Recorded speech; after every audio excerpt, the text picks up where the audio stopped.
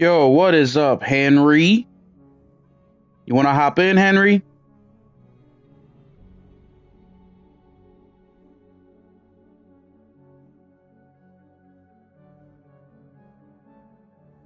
You know you want to. What up, Riptide? How you doing, bro?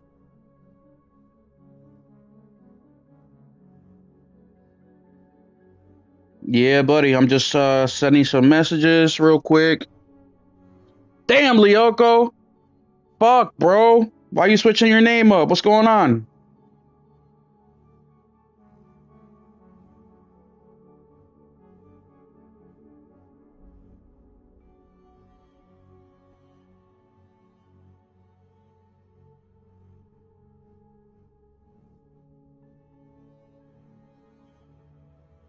It is gonna be a good one today. Well, I think it will. Hopefully it will.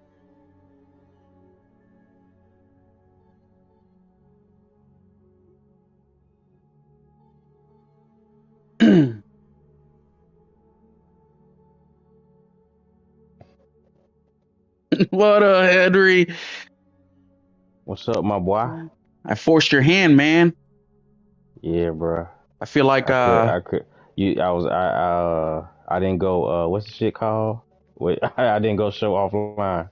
it don't matter. I was gonna send it anyways. I feel like I just took you away from your parents and took you into the closet to tell you that I got candy. That's what it felt like right now. Oh man. Shit, I Except ain't you doing like shit. it. I'm running through some quests and Arc Raiders. Arc Raiders. Arc Yeah, Raiders has bro. taken over gaming.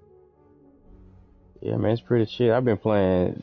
I've been not playing 98% solo, man. Been pretty. I mean, I done ran into some folks that done shot me in the back, maybe 4 or 5 times. It ain't been that crazy.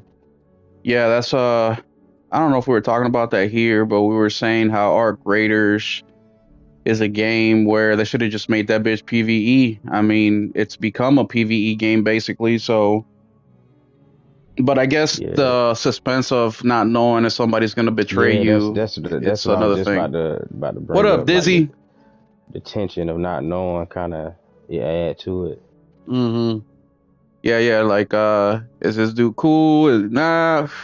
You know, you keep an eye on them because at the end of the day, you don't really know. But I haven't played it outside of the beta. Yeah, I don't feel like spending 40 on a live service game. And but I have been, you know, those giveaways on X. I've been doing a couple of those with Arc Raiders. So yeah. They might if look the out for you, world man. wants me to play it, they will let me know. You know what I mean? Yeah, that put you on. They'll That Yeah, put art me yeah, game on. though, what will make it cool for like streamers though is they'll be like, alright, I'm gonna tell this guy I'm gonna work at with him all of a sudden, like, wow, we betray him, ah, you know, people get into it. They can get people watching yeah. them going, you know what I'm saying? Cause this one guy named That's that metaverse shit, you know? Burnt Peanut. He done blew up Yo, off of what this up, shit. Dragon? How you doing, man? We got Lyoko, Riptide. He says I'm incredibly decisive when it comes to what I want my online name to be. I would say don't think about it too hard. Most people don't give a fuck. Actually, nobody gives a fuck. Only you would care. So don't think about it too be. For me, it was simple. It was just my name's William. I'll keep it at will. I won't give you my last name because the internet is weird, and we'll keep it moving. Yeah, I changed mine. My original one was Yeah, I was gonna say that Sexy you're gonna end up chocolate. changing your shit anyways. Sexual chocolate, Mark Henry.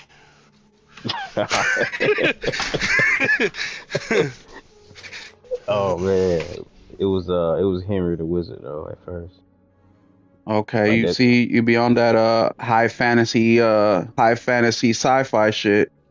My what is it? Ubisoft. My Ubisoft Connect still says Oh it's my still god, there. It's still there. Ubisoft. Oh, Ubisoft gives me the irks every time I hear that fucking name. Bro, I was on the Division, boy. And, Division and For Honor, bro. and you know That's what with that's my Ubisoft, shit. I don't get the ick from Ubisoft because of their games. I actually like a lot of their games. What gives me the ick with Ubisoft is just the anti-consumerism in their games. You know, taking ownership away, you know, needing to be always online, always trying to sell you some shit that you don't fucking want, always doing shit late, like Avatar. You know what I mean? Like people told them they wanted third party or third person. They do this shit fucking what a year late, 2 years later. It's like, come on, If it bro. makes you feel better, they're either gonna be out of business or 100% Chinese owned pretty soon. I don't. Y'all act like Chinese is any better. Chinese is not better. It's better Make right better now because they're games. getting their fucking foothold in the game. But as soon as they got fucking in there, they're just gonna do the same old gotcha fucking mobile shit they've been doing. Look at where the winds meet. Same fucking shit. What the That looks fuck are good. you I'm doing gonna back check that. there? You want to fucking mute while Laundry. you're on rapping? Fuck. Laundry.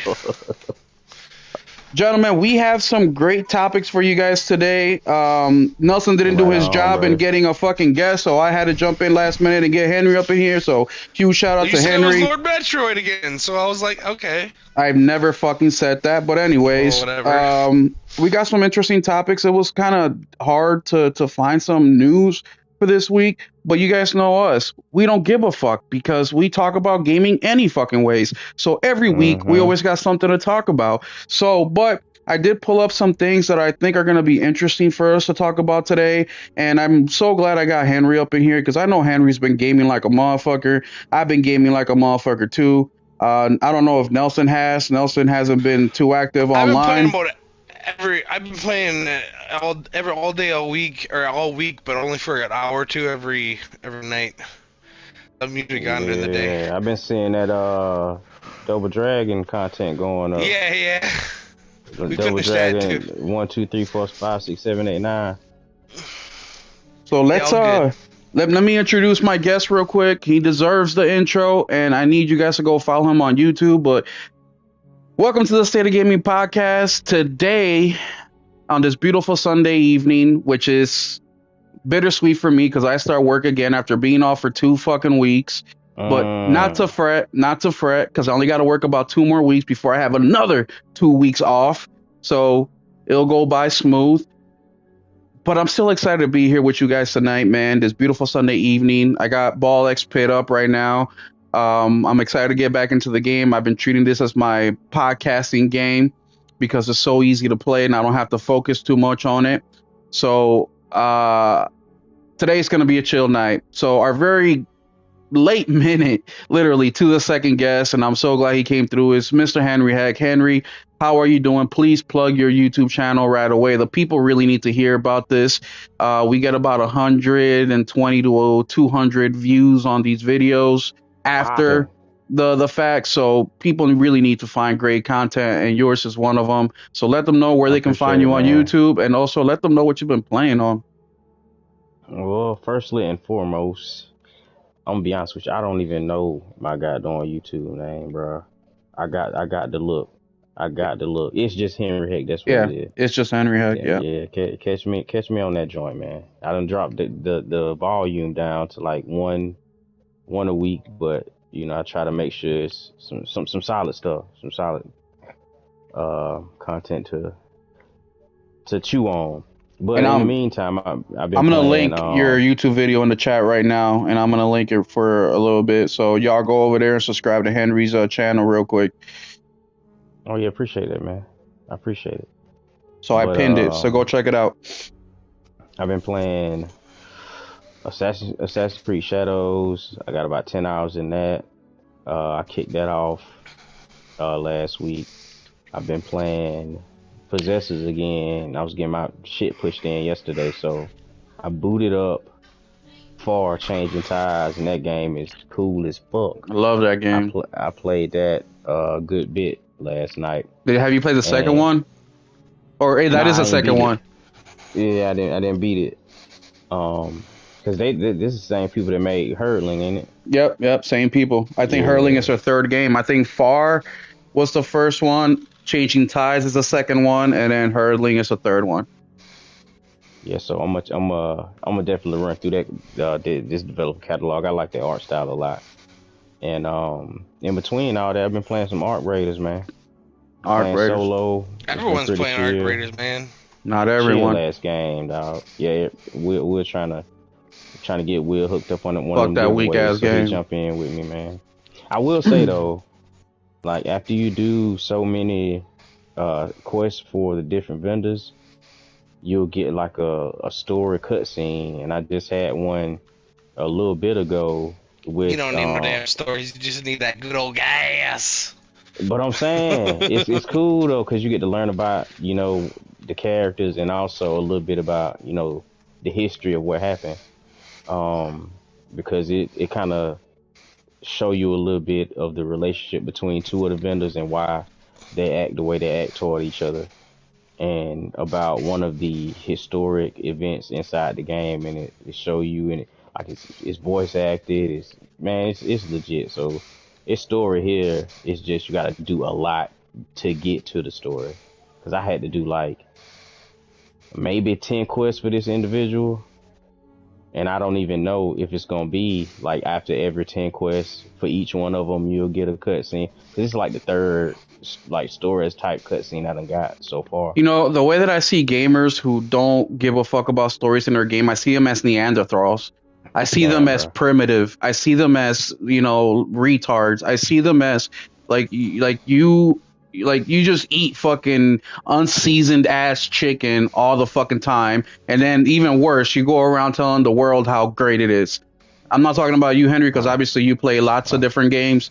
But some of these Wow. fucking guys out there, man, that's all they fucking do is play Warzone or play some fucking whatever the next hot live service game is for 2 weeks, and then they go back to their fucking Fortnite and shit. And like, you're fucking annoying, my guy. And because of people like you and the millions of like you, we have these fucking developers There thinking wouldn't they be no can games create without them, the though. next How like was that No, Thanksgiving? there is fucking games without it. It's just that these fucking Nah. companies now want to make the money they make with live service, so therefore they ignore everything else. But we've been surviving just fine won't even be for the last consoles without 'em. 30 fucking years. Oh, so the PS1, PS2, GameCube, Nintendo 64 all survived shit. because of live It's service. changed, man. People don't play that shit The no more. greatest generations in history of fucking gaming are nothing because they weren't fucking live service. Think about the dumb shit you're fucking saying right now. It makes no fucking sense. Hey, I'm not the minority, or I Hey. am the minority. But Either people way. don't play that shit no more. Henry, heck, any other games you've been Yeah, playing, bro? Because I feel like you're hiding one or two from us from that list you mentioned. I feel like you're playing one more and you're just not telling us right now. It's like I mean, I'm other than it's like I'm flipping you played- upside down and trying to shake the change out of your pocket. You know what I mean? I know you're playing.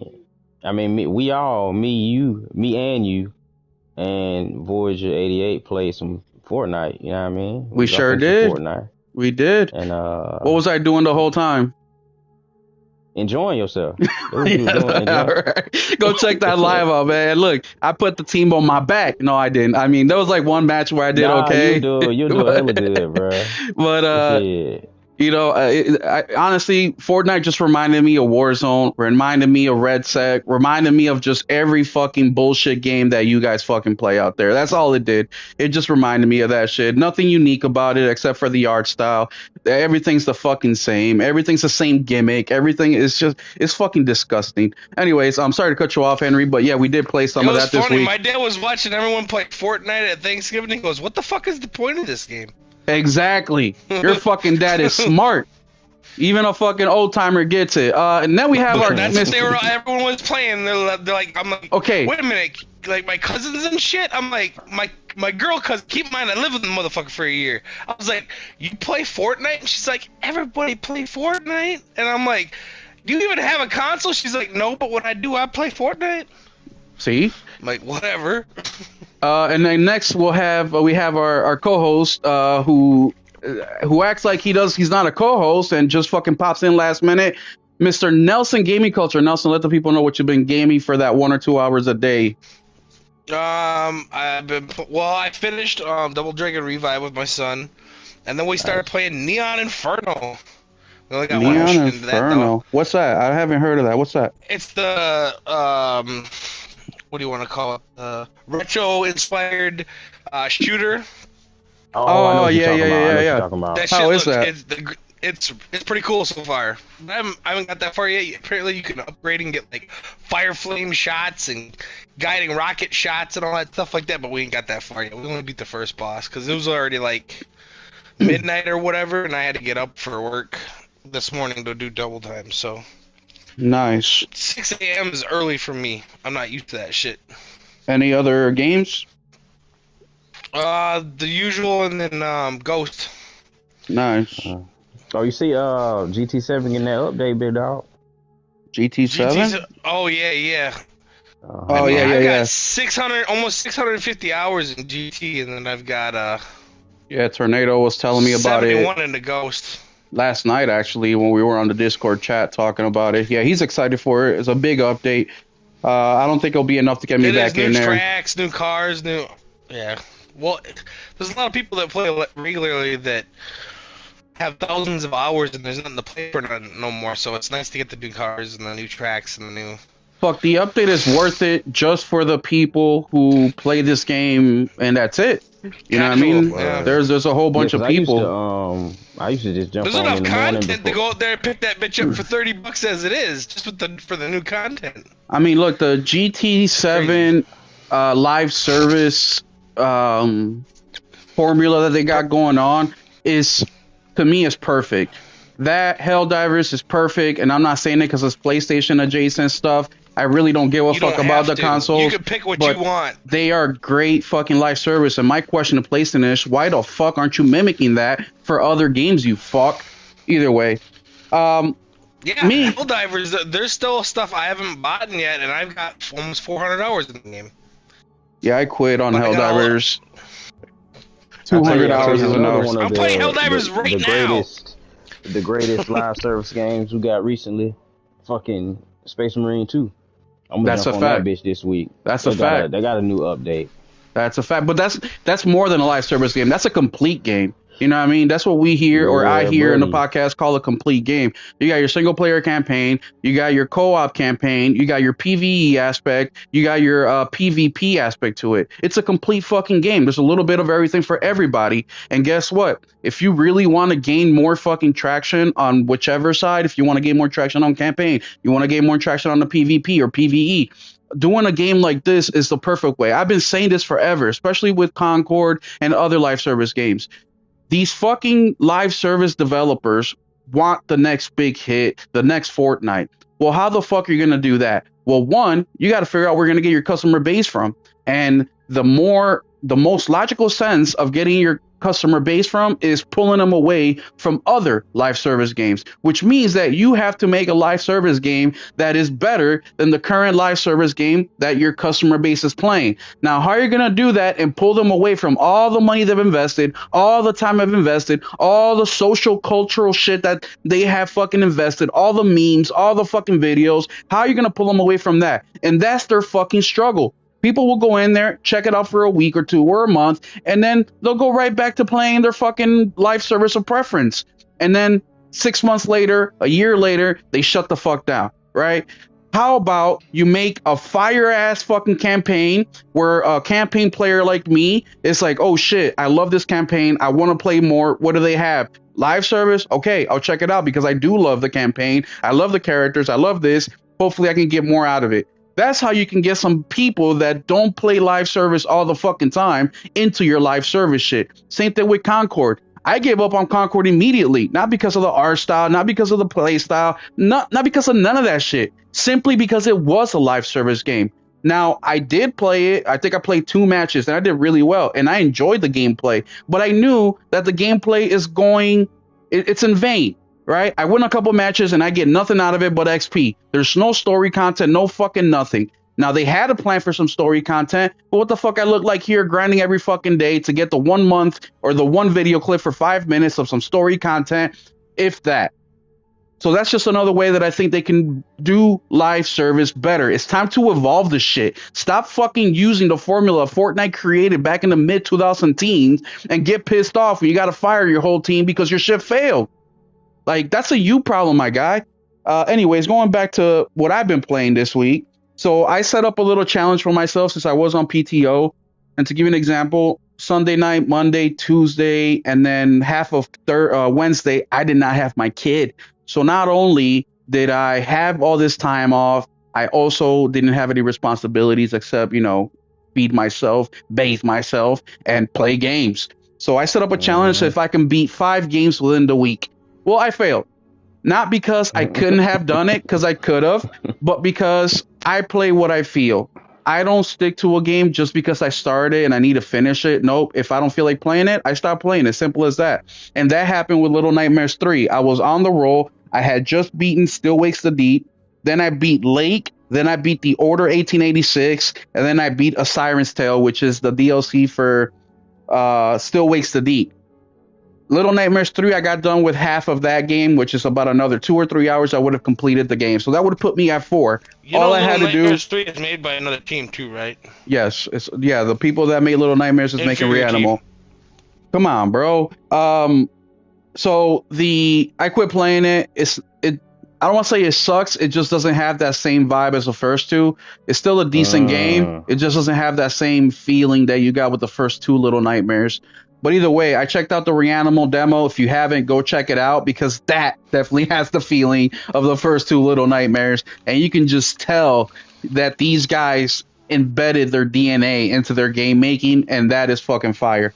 But either way, this week I beat Still Wakes the Deep, Lake, The Order 1886 again, and then A Siren's Tale DLC. Now I want to take a minute or two to talk about A Siren's Tale DLC because there's only a handful of times that I have thought a DLC is phenomenal. One of them was Cyberpunk Phantom Liberty DLC. I thought that DLC was incredible and it went well with the story of the Cyberpunk game as a whole. The next DLC was for Metro Exodus, and it was called The Two Generals. That DLC was extremely emotional. I don't remember if I shed a tear or not at the end of that DLC, but man, pretty fucking close. Phenomenal DLC. A Siren's Tale, not quite as good as those DLCs, but definitely worth talking about. If you haven't played Still Wakes the Deep, it is about a 1970s rig oil workers, Irish, that are just working on the oil rig. Something happens, the oil rig sinks to the bottom. I'm not going to say anything else about the story because that's spoiler alert. But A Siren's Tale is 10 years later, and you play as a deep sea diver exploring the damage of this oil rig to trying to find out what exactly happened, trying to find the bodies, trying to report to the family, let them know, hey, we found the body, you can put him to rest now. And it was such a cool concept because in Still Wakes the Deep, your gameplay's all on the oil rig. So you're walking on solid ground. Yeah, there's some parts where you're swimming, but that's only the parts that are flooded. 2% of the game. A Siren's Tale is all underwater. So not only do they flip the gameplay upside down, but the fact that you're playing 10 years later, trying to find out the story of the game you just got done playing, but from a different perspective as a deep sea diver, is fucking fire. So I really love that, and it's a phenomenal. So I know some of you guys don't like psychological horrors. I don't like them for the scary parts. I like them because they generally have good stories. But that's the one that I want to recommend. And of course, the other one is for you cozy game lovers out there. The Lake is another one that I really enjoyed. My PS Plus is ending December 5th. Or my PS Plus Premium is ending December 5th. That's a game I've been keeping an eye out forever. It's on PS Plus, so I decided to play it and finish it before my subscription ends, because once it ends, I'm probably going to relist for the lowest tier because I'm not giving PlayStation $160 after they just fucked me on the discount because they gave me an extra free 3 days for the fuck up they had this year when PS Plus was out, or PS Online was out for a week or so. So that's my story there. But The Lake is a cool little cozy game. You play as this woman who has a high powered IT job in the city. She was born and raised in a little lake town. She takes 2-week vacation to cover for her dad and her mom who's going on vacation, and she takes over for her dad as the postman of this little small town. It's based in the 1980s, so nostalgia through the fucking roof, and I think that's what I loved about it the most. And now you're trying to figure out, hey, do I want to go back to my high-powered IT job in the city, or fast-paced life, or do I want to stay in this small-town community on the lake where everybody knows their names and I just deliver mail? And at the end of the game, that's a decision you have to make. But the journey through that is interesting. The gameplay is every day you wake up, you deliver the fucking mail. It's kind of like Death Stranding, except no BTs and nobody shooting at you. Just neighbors coming at you with their dilemmas and you trying to figure out how to help them. Now, the one big thing that I do give negative points for the game is some of the characters in there were annoying as fuck. It's like, my guy, if you're living in this small ass town, you're extremely fucking dependent. It's like, if you're gonna live in the middle of nowhere in this little ass village with 300 people, you should be more fucking dependent than that. But besides that, game was pretty decent. Short game, took me about 8 hours to do. And of course, the Order 1886. I love Fire. it. I blame PlayStation to this day for this game. They rushed the game. They made the developers put the game out a year early. But these people had a 3-game trilogy that was going to take us from 1886 to the 1920s. And man, wow, how much better do you want a story of a group of people called the Order who live for hundreds of years when they drink this elixir and they fight werewolves and vampires? Come on. On top of that, the visuals are amazing. The gameplay is fun. Come on. PlayStation really dropped the ball. And it's not that the game didn't sell that well, because the game's so decent. It's because it reviewed poorly. That's why they canceled the whole thing, because it reviewed poorly. Same thing happened at what's the game? The motorcycle game? Days Gone. Same thing happened, even though it sold the same as Ghost of Tsushima. Well, a little bit less. They sold 10. Ghost of Tsushima sold 13.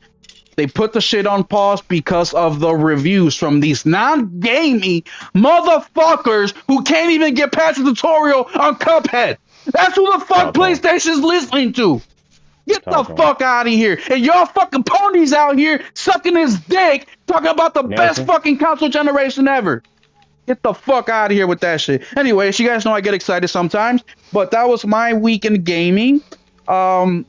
Henry, do you have anything to say about what I just said about some of these games? I heard you doing some little side commentary. I want to make sure the people hear your the 1980s in the lake. That sounds interesting. I might have to check that bitch out. Yeah, it's a little cool, cozy game. It's on PS Plus. It don't cost nothing but a little bit of your time to check it out. Yeah, I'm gonna check that out. And then obviously I'm a fan of the Order 1886. Nelson over here play a fucking head. Yeah, no, Nelson talk shit about the Order, but yeah, smooth ass trilogy, bro. Smooth. He's but he likes playing 2-bit games. You know what I mean? Shit that you can play. I can't say shit. Yeah, no, that's fine, but that's all he prefers. That and live service games. Shit that you can play on a calculator. Me and Nelson in the same boat. Except I like Order 1886. All right, let's move on into our first topic of the evening, gentlemen, because this is spicy. Well, not too spicy, a little spicy, but we have Nintendo busting some moves out here. Nintendo is buying one of the companies from Bandai Namco, or one of the studios.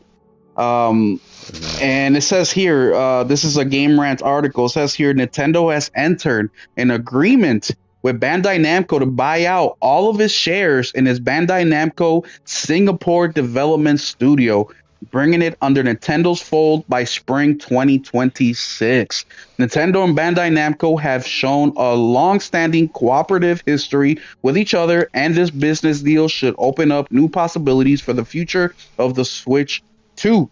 Bandai Namco Singapore-based operations were founded in 2013 to ramp up development of games in Asia, while Vancouver-based branch was established at the same time to cover the Western market. Its biggest sales success by far has been Splatoon 3, which was developed in collaboration with Nintendo EPD and released in September 2022. Exclusively for Nintendo Switch, the Singapore studio has also led some solo development of late-stage entries and a few popular series, with credits for Soul Calibur 6, Ace Combat 7, Skies Unknown, and Taiko no Tatsumi VR Festival under its belt. So, Henry, we'll start with you, because this studio is more of like a studio that was efficient enough to not only work on their own games like Splatoon 3, but also inject their expertise in other games. And I think that's what they did the majority of the time, because some of these titles, like for example, my favorite one is Ace Combat 7. Anybody who knows me knows I love this game. I streamed the whole thing on YouTube. Yeah, I think I watched you stream that joint. You sure did. The beginning of the year. I have hundreds of hours into this game. I absolutely love it. But they have... That would be the last one, so better enjoy it. No, it's not the last one. These games sell bonkers. What the fuck are you talking about? Yeah, I know, but under Nintendo, is Nintendo gonna make that, These or they just buy people, stock in them? these people weren't making the game. They were helping. They were freelancing. Are you not even listening? Yeah, I thought you said it was the same studio. Anyways, Henry, do you think that this is gonna benefit Nintendo in the long run, or do you think that they're using it to kind of perk up their studios that they have that may need more help? Because let's be real, the people that created Mario Kart only have slightly less than 300 people working. Do you think PlayStation wants to use the studio to bump up some of these numbers all across their studios, or do you think they want to have them do their own games like Splatoon 3? And do you think this will be what they'll be doing with this Singaporean studio moving forward? I mean, it's interesting because they could obviously, well, I ain't gonna say obviously because I mean the people are pushing out the games with the numbers they got, but I could see where they could jump in and help out in those situations. But I could also see them jumping on another Splatoon. You know what I mean? Because Splatoon does extremely well, to my understanding. You know what I mean? Yeah. They even I even see live streams sometimes with the on the competitive aspect. So Splatoon is doing awesome, and like you say, uh, what's the game? The Ace Combat. They said, yeah, Ace Combat. I mean, so they got some, some credibility to them. It could go either way. I think. I personally don't know much about the studio. I don't play Splatoon. Only thing I know about Ace Combat is just watching you play, but they seem very versatile. So it's a good, regardless, it's a good get for Nintendo. Yeah, no, they are versatile. I mean, we know them from doing Ace Combat, which is a fighter jet game, Soul Calibur 6 from Splatoon to a VR game. So extremely versatile studio, and all these games we know of, except for the VR one. Haven't heard much of that one, but I've heard of Soul Calibur. I've never played it, but I've heard of it. Ace Combat. Well, I love it. We all know about Splatoon. So these are all big. They're just few and far between. The one only comes out like once a damn decade now. Yeah. So they support it for a long time though, for like 5 years. Exactly. So I mean, these are all well-known games. Do you think Nintendo should be doing more of this, or do you think that they should be going at the pace they're currently going at, Henry? It's tough to say, man, because I mean, we all got our criticisms of Nintendo, but they ain't losing. Yeah, so and they clearly got an idea of how they want to go about stuff, but this could also be a sign for where they're trying to go in the future as far as bolstering studios, getting some more personnel, putting out more games and whatnot. So it could be a lot of stuff, man. It's because I'm not even sure how often it is that Nintendo picks up and buys studios. Not very often. Sure. Yeah, so I'm not sure if it's something that's out of character or it kind of is something that what I mean. So I don't know. Well, since they worked on their product, they've had a chance to look at it. It's kind of like PlayStation. They pick up studios that they've worked with. They know what they're getting into most of the time. Except Concord, we know how that went. Wow, man, Concord was a good game, man. Which one? Yeah, okay. Concord. Oh, Concord was a good game. It just wasn't a good live service game. Come on now. It was a good game, just not a good live service game. Did you see the performance on that Unreal 5 engine game? Hey, bro? I do. I give Concord his props as much as I can all the time, because there's a lot of things that they did well. One of the things that stands out. One of the things that stands out to me the most is, well, I expect. I don't know about you guys, but I expected the game to run perfect. I mean, it's a PlayStation game, right? So I expect performance to be there. That's PlayStation's strong point. But the thing that actually impressed me the most was the gameplay. The shooting felt fucking great, and it kind of surprised me a little bit when it failed, because we have games like, and I say this all the time, Call of Duty, right? Call of Duty is a game that people will play because the shooting mechanics just are some of the best in the industry. No matter if the story sucks ass or the maps are the same or whatever people want to complain about, but nobody can really shit on their gameplay. And even for Black Ops 7, the gameplay did take a hit in quality, but it's still pretty good. So when Concord failed, that really surprised me because a lot of live service gamers are gameplay guys, right? So why the Yep. fuck are you not supporting a game with good gameplay? That's Yeah, that's why I stuck with you know Destiny 2 for so long. Cause Destiny 2 fell off a long time ago, but the shooting felt so good, the movement was tight, the abilities were cool. That's why You know I what would I play mean? Destiny 3. I'm just not getting in that late of the game into a game that's a goddamn decade in damn near. Yeah, bruh. And I'm not sure if they ever If you're not fixed still the in that game, onboarding you're not gonna process. get it back in that game. That's the problem. Yeah, I'm gonna Like I'm gonna check out Renegades on once you December fell 2nd, behind, though. you fell too fucking far behind to catch up. You need to just. so the thing. Okay, and let me ask you another question, Henry, because you don't game on Nintendo basically at all. So do you for you to game on Nintendo, do you need more games, different types of games, or is it just a hardware thing that you're not into and you don't care what kind of games they got? You really don't care about Nintendo. And I'm Well, asking you this for a reason. it's a couple things. The offset. I can't do the offset controllers.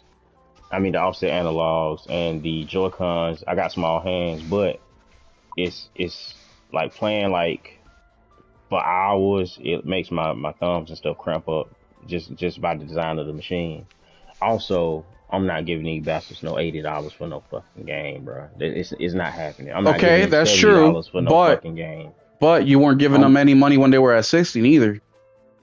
yeah, I was. I got rid of my whole collection when they Oh, wow, dropped okay. when they dropped the OLED when Yeah, everybody yeah. thought it was gonna be a Pro or a Switch 2 and then it come out to be the fucking OLED. That's when Interesting. I got rid of everything. I said fuck y'all, and I was done Interesting. then because like you bullshitting me.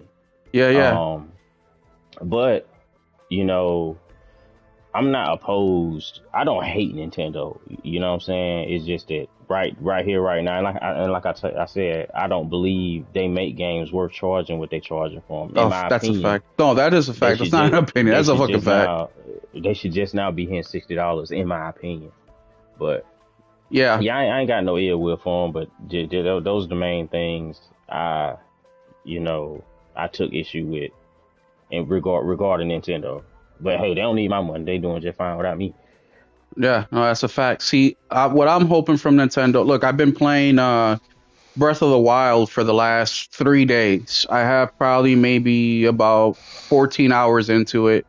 And I even made a little 10-minute video on YouTube kind of explaining my experience so far with the game. And I'm going to be doing this series going forward where I'm going to take a game that a lot of people gave it its praises that I've never played and kind of break down my experience as I go through the game. So this first video that was about 10 minutes long goes over my first 10 hours of experience. The next video, part 2, will be whenever I feel that I have enough to talk about. It could be in a couple hours more, or it could be halfway through the game. I don't fucking know. And also depends how fast I get there. I don't know. But I'll just take it as I go. But playing Breath of the Wild, I think it's looking back at when that game came out, I can definitely tell it was ambitious for the time. And I really think that Nintendo did a good job with this game for the time. But you're right, the pricing is just ridiculous. What would make me consider Nintendo more is if you're going to be charging the same price as Xbox and PlayStation and on Steam, then you need to come up to par with the performance and quality of those games as well. And that's my thing. Because better quality than the Xbox games. To who? To everyone who plays them. I think Nelson mean like fun, like the fun ability, like they make more fun games and stuff like that. I don't think bar for bar he mean like comparatively performance wise and visual wise. I'm not talking about resolution. I'm talking about fucking. I understand what Nelson is saying, but that's the thing, because at the end of my little 10-minute part 1 video, I said, is Breath of the Wild just another game that people overtalk because it is a Nintendo product, or is it because the game is really that good? And I left it with that question for a specific reason, because a game doesn't have to have realistic graphics to be one of the greatest games ever, right? We got Astrobot last year, Game of the Year winner. That's one of the best platforms I ever played, hands down. Very fun. So it doesn't have to be that. But at the same time, Astrobot wasn't fucking charging $70. You know what I mean? And I feel like Nintendo is trying to punch above its weight with the pricing when the games aren't quite hitting that. Look at Mario Kart World. They charge $80 for that game specifically because it is a Mario Kart game. But if you look at Donkey Kong Bonanza crushes Mario Kart in absolutely every single way. Graphics, gameplay, open world. I mean, the list goes on and on and on. But they didn't charge 80. They charged 70. So Nintendo isn't charging you based on what you would, how the most of the industry charges us, right? They'll let you know right away if it's a $60, $50, $40, $70 game. And they charge you accordingly. Nintendo doesn't do that at all. They just charge you whatever the fuck they feel they can get out of you.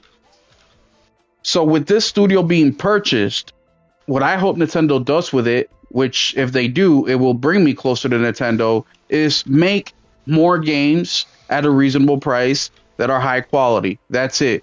When you look at Nintendo's game catalog, Mario, Donkey Kong, Zelda. That's fucking it. That shit's fucking boring. Not even my son, who's 9 years old, plays Nintendo anymore. He's over it. He's like, this. I beaten one Mario. I beat them all. The only thing that changes is maybe the game mechanics, and that's it. It's fucking boring. What do you have to say about that, Henry? I mean, that's interesting. As far as like what your son says about it. Yeah, they all different. My son, you know, I think he foot dipped in Mario. He's just Minecraft, Fortnite, and now he's into Marvel Rivals.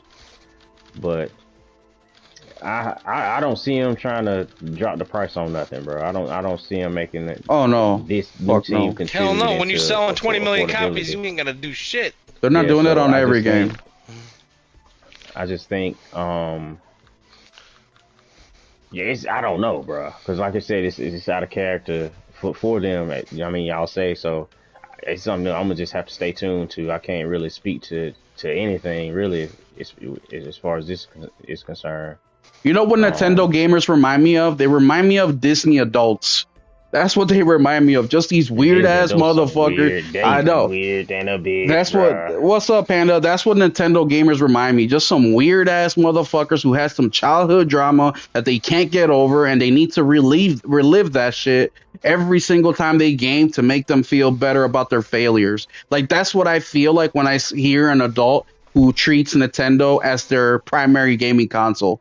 Now, there's differences, right? Because if you're just a casual who is playing Nintendo here and there, you know, just whenever you can, that's different. But if you're a hardcore like Nintendo, like you do this every day, like that's a little weird to me because what's there? What's over there? You know what I mean? Like you're telling me you'd rather play a game, lower performance, lower graphics on Nintendo versus Xbox or PlayStation? Like that doesn't equate to me. But either way, I know some people do will pick up like strictly they'll just buy all of the Japanese RPGs. They'll just buy them on the Switch. I do know some people that do that. But yeah, and that's okay. Have, like all the other consoles, well, not all the other ones, but they have a primary place they play, and that's just an RPG machine. Yeah, and that makes sense because the Switch, you're gonna get a lot of RPGs that you may not be able to get elsewhere, or like how me and you do it sometimes. You really where give a shit how that look too when you're doing a turn-based game. It's exactly a nice game to take on the road. Yeah, exactly. And like me and Henry, how many games have we bought that we say, oh, this is strictly for the Portal? Oh yeah, boy. It happens all the time. I go looking for a game like, yeah, I'm gonna boot this up just on the Portal. Yeah, and that's okay, and that's fine. And we use it as an additive to our gaming. We don't use it as a hardcore. Now, there are some games that you can only play on Nintendo, and that's dope, right? That's going to bring the people over from other places. But I just think it's very weird that if you're playing Cyberpunk, but you're buying it specifically on the Nintendo Switch because you're a Nintendo fan, and you can afford other consoles. You just want to stay to Nintendo. You want Nintendo to get all the money. You want Nintendo, you want to spend your time with Nintendo. I just think that's a little weird. That game isn't going to run the best there. It's not going to play the best. You're not even going to get the best anything on that fucking console. So why? Now I get it. You're playing a JRPG. You can only play on Nintendo. Yeah, absolutely. You're playing a turn-based that's fucking 32-bit on the Switch. Yeah, I get it. It's the big AAA shit that people say, no, it's better on the Switch when everybody fucking knows it's not. That's the weird shit that I'm talking about. I don't understand it. Or when they defend Nintendo's fucking ridiculous, pricing or ridiculous fucking, they're just ridiculous agenda against the gamer. I find that weird as well. And same thing goes for the PlayStation people. Same shit goes for the Xbox people, right? You're defending this fucking corporation who gives no fucks about you for what? I don't get it, but I just find that very interesting. Nelson, anything you have to say about this new acquisition by Nintendo? No, we'll see if it works out. Yeah, we'll see if it works out. Remember, Nintendo's being a little bit spicier this console generation as well. I mean, we have that one Souls co-op game that's coming out in 2026, right? Dust Bloods, ain't it? Dust Bloods, yep. So I said that Nintendo, back when Nintendo first got announced and the game got announced, I said that Nintendo's going to be more of a competitor than ever this generation. People treated it like it was something different, which I don't understand. But I definitely see that happening. And now with this acquisition, I see that happening even more. But if you gentlemen don't have anything else to say, I want to jump on PlayStation real quick. Because December for PS Plus is going to be a very big month, especially for me true Lyoko. What up, Phantom Gamer? I am really looking forward to Prime 4 or Metroid Prime 4. But December 2 is going to be a very busy day for PS Plus subscribers. Well, for me, it's only going to be about 2 or 3 days, but they have an incredible lineup coming up. And some of the games that they're including are Killing Floor 3, which is a game that just came out 6 months ago. That's funny because I was going to pick that up on sale. Well, when you get it, let me know. We'll play. I own it. I know when I'll get it. The second. We have Lego. Well, what I mean is when you're available because you're always working. The next one is Lego Horizon. I'm working next Saturday and Sunday. The next 2 weekends probably. Lego Horizon Adventures is another one. Neon White, which is an interesting shooter. It's very arcadey, very like time-based where you clear levels type of thing. Synduality, Echoes of Ada. That game came out this year as well. Believe it or not, that game was on my wish list for like a week once.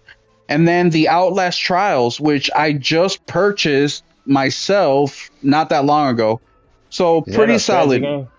The Outlast Trials? Yeah. What kind of game is that? No, it's a horror escape kind of deal. Kind of like let me think. Fuck, what's that one game that's owned by Microsoft now? Or was, I don't know if they are anymore. Hold on, I'm looking at my collection. Damn, I just moved everything. Fuck, it's The Evil Within. Kind of like The Evil Within, but with less like traveling around and shit. From my understanding, it's a game. I haven't played it yet. You're in a psychiatric ward and they're doing experiments on you. You got to try to escape. Okay. I think because it's called the Outlast Trial. So you got to outlast everybody else. And by everybody, we're talking about like NPCs and shit. They do have PvP, I think it is, or PvE shooter that they came out that is strictly online. But I haven't played that one either. But really, really solid month. And that's not even including Red Dead Return. Lego too. Yeah, I just said that. Killing Floor 3, Lego Horizon, Neon White, Synduality, The Outlast Trials. This is the best month ever for me because I don't own any of them and I wanted to pick up like 3 of them. Also, they're coming out with Red Dead Redemption 1, the 60 frames or PS5 upgrade. Also, that day. Henry, what do you think of this month of games that are available for PS Plus members? And mind you, this is for the entry level base. Okay. You know, this isn't PS Premium or the middle tier. This is the entry level. What do you think about that? I think it's a good month. I think it's a good month. I also had the Sin Duality game on my wish list. It had went to $20, but I had went to look on the subreddit to see what the temperature was about the game, and it wasn't too positive. So I was like, you know what, all right, these people been here since day one, and they still not really recommending people to pick it up. So on Plus, I for sure check it out. It's Mex. I dig Mex. And then Horizon, that's something I can run through with my son real quick. It wasn't in that I was interested in picking up, but like I said, we play for. I was Plus, gonna pick it up for like so these 20 games, spot. Now I don't have to worry about it. yeah, so you can go ahead and check it out. You run up your trophies, however you want to do it. But yes, it's a solid month, even though it's probably quite a few games that some people own already. It's a lot to pick from, and it's a lot of variety on here for the people. So solid month in my opinion. Killing Floor, like, not that old neither. I was really surprised. Yeah, I feel like y'all just bought that like a couple months ago. Yeah, I did. I played it with Brett. I have also, just Brett. I played it with him. It's pretty. Wasn't another guy trying to hit you up to play? Yeah, there was. Interested. And Nate likes two. I don't know what the hell he thinks about 3, but. It was, and Nate doesn't like 3. It was, but he didn't have PS Plus, I think, so we never got around to it. Which, by the way, guys, a lot of the games that have online play, you need PS Plus for, unless it's one of the big ones like Warzone or Fortnite. Those you don't.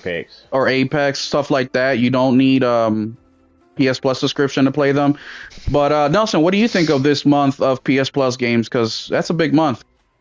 For me, it's beautiful because for once I don't own all the motherfuckers. I'm normally just getting stuff that I already have. So I was gonna get Killing Floor when it was like really cheap. I was gonna get Lego Horizon when it was really cheap. Now I just got them all. Mm-hmm. The indies I can throw in and get to whenever I get to. Yeah, you said Red Dead can be on here too, ain't it? You know, if you play games online, you're always gonna have at least the lowest tier, at least. So them bitches are gonna be there 10 years from now.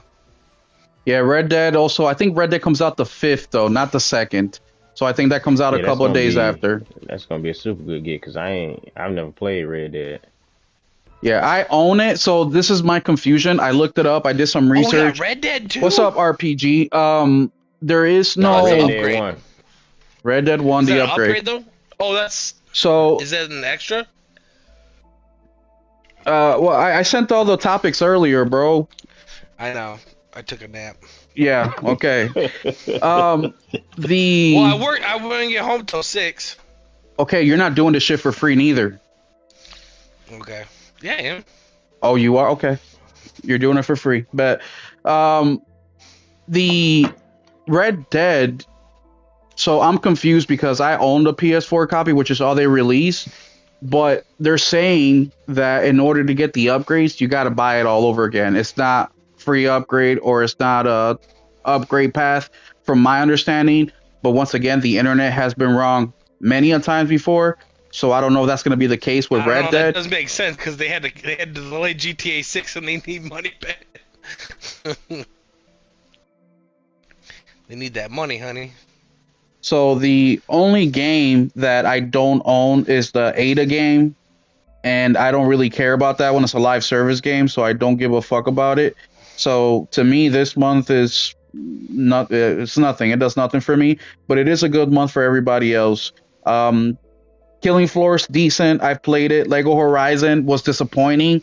I'm a huge Horizon fan, but this felt like a very weak version of a Lego game. Like, with Lego games, you can definitely do a lot more with the Legos than you could in this one. And all this game does is it breaks down the story of the first one in a easy-to-understand, kid-friendly version of it. And then the Outlast Trials is one that I own, but I haven't played. So, very, very good month. They're giving us basically 2 extra games. They normally drop 3 games. And also, remember, starting in January, I think it's January or February, or it could even be March, PlayStation is done with the PS4 games on PS Plus. So Looks like they may be going out with a bang here.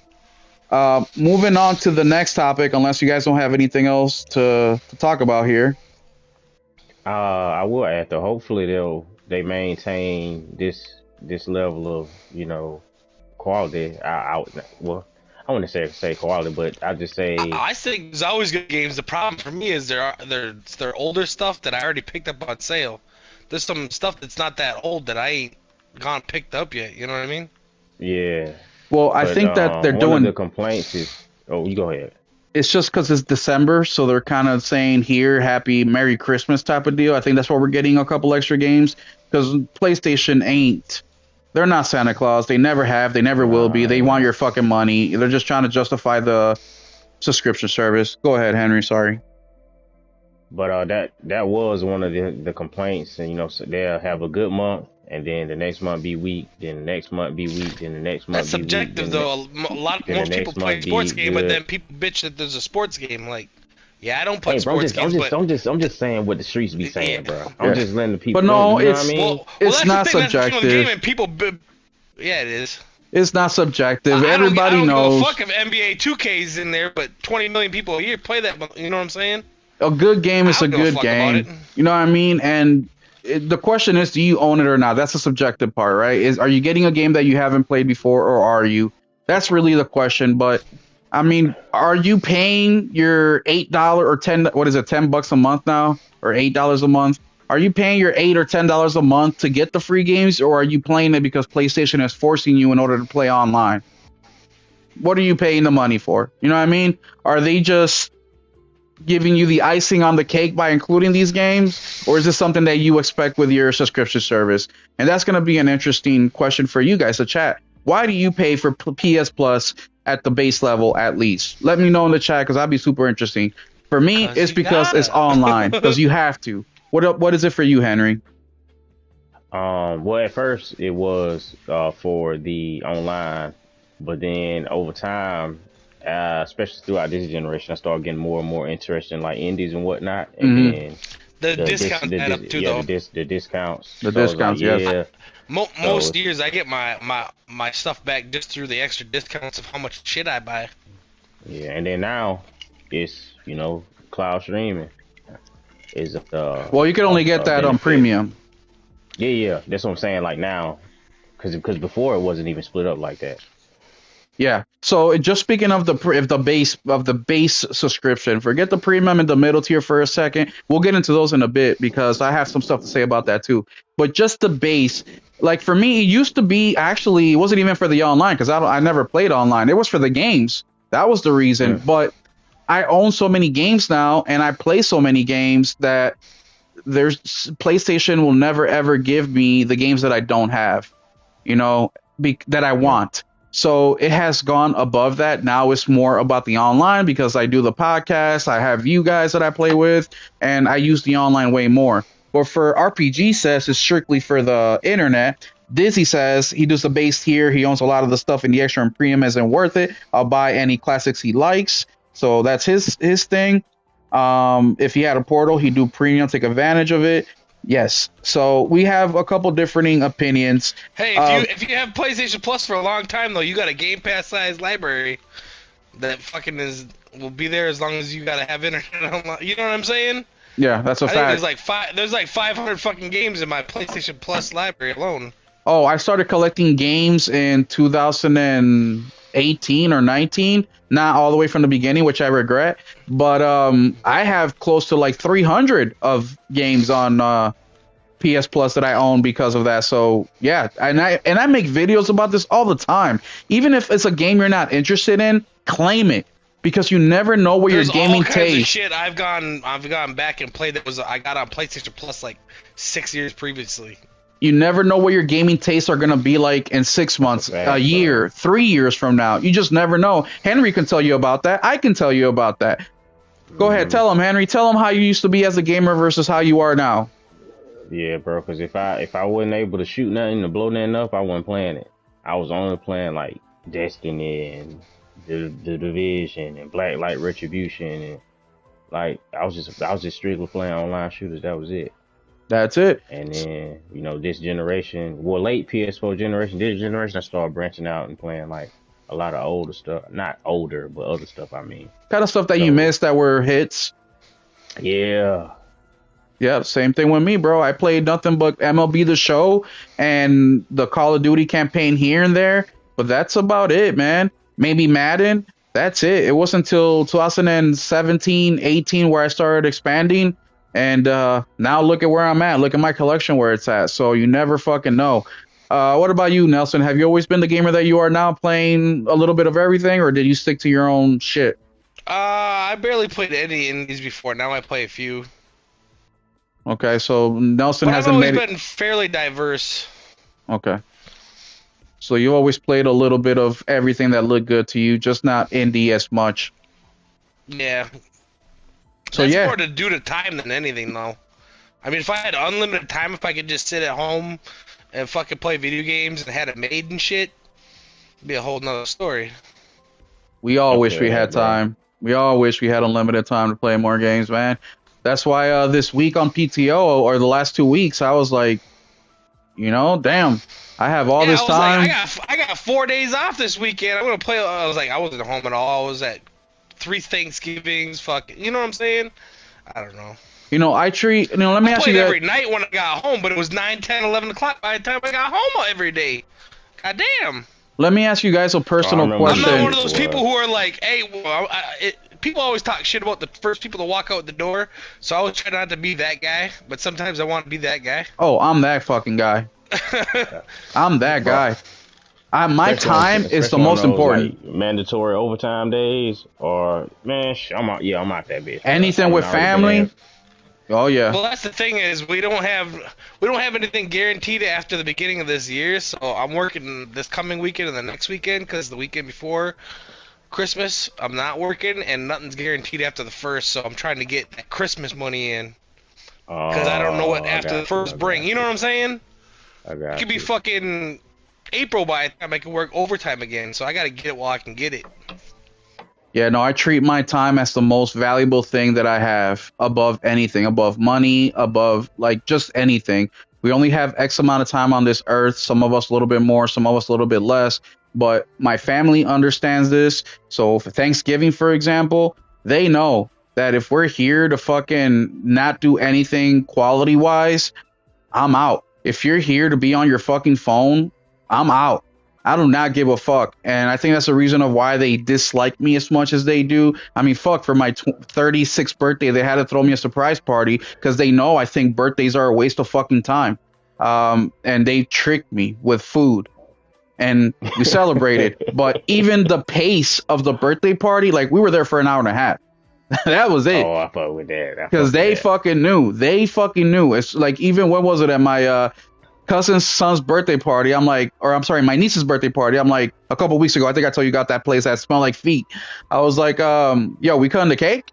And my sister got the fucking hit ASAP. Now, I'm not gonna rush it because it's not about me, of course. But if you want me part of it, then we have to accommodate. And I'm not being selfish because I do the same for you. If I'm going to ask you to come over my house and help me move this couch, I'm not going to wait to move shoes out of the way, move the fucking dresser out of the way. No, when you come over to help me move that couch, everything is prepped, positioned, situated, where all you got to do is walk through the door, you see the couch, you lift it, we move it, and that's it. Right? I'm never going to waste your fucking time, just like I don't expect you to waste my time. And that's all I'm asking. I'm not going to be an asshole and walk out on you because I'm ready to leave and you're not. I'm not going to do that. But I don't like wasting time at all. There's a reason why we keep this podcast at 2 hours. It is rare we go over 2 hours. Even last week when I was off on Monday, we did it for what, 2 hours, 45 minutes, almost 3 hours. Time is the most valuable thing that we have. These games are now taking forever. You guys remember the PS1, PS2, PS3 era? You can play a whole trilogy of games in under 40 hours. You know what I mean? Now, that's just one game. So these developers need to respect our I know time. it's crazy. That's why I told. I like to try and do everything, and if it's not interesting, that's why Witcher Mhm. 3 is my favorite game, because everything that I go into in that game is fucking involved. You know what I'm saying? One thing leads to another. I was supposed to go help a dude find some bread, and then I ended up on a Yeah, bro, that's a fucking thick ass ferry game. across the fucking ocean fighting a prince. You know what I'm saying? Like just wild shit. Like a simple task turned into a grand adventure. You know what I'm saying? I love that Mhm. shit. Yeah, I did the same That's with why it's my favorite game. That's why it's my favorite game of all time. that's what I did with what's the name? Fuck. So Tales of no, not Tales. Um right here. The one we got for Trials 10 of bucks. Mana? I think I know the one you're talking Visions about. of Visions of Mana. Mana? Visions of Mana. I liked the game. The art style was, a little cutesy, but I liked it. But the side quests were so garbage. They were all side quests. They didn't really do anything. So I skipped everything. I just did the main campaign, and even that took me 40 hours.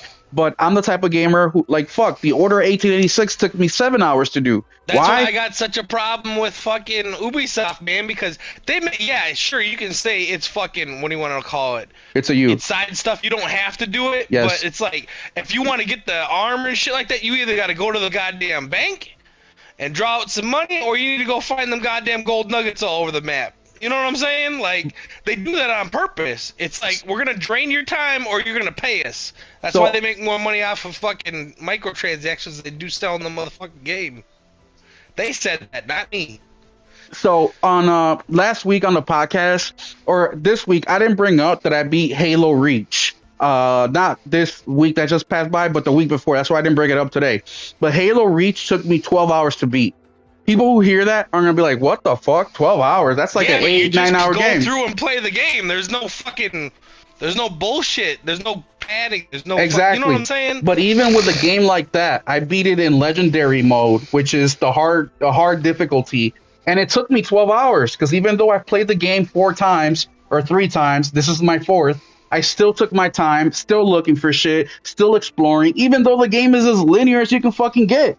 So that's the type of gamer that I am. So when we talk about respecting your time, you also have to respect your own time. And a game like Nelson, where every shiny thing to get the armor, whatever, I get what he's talking about because that's me.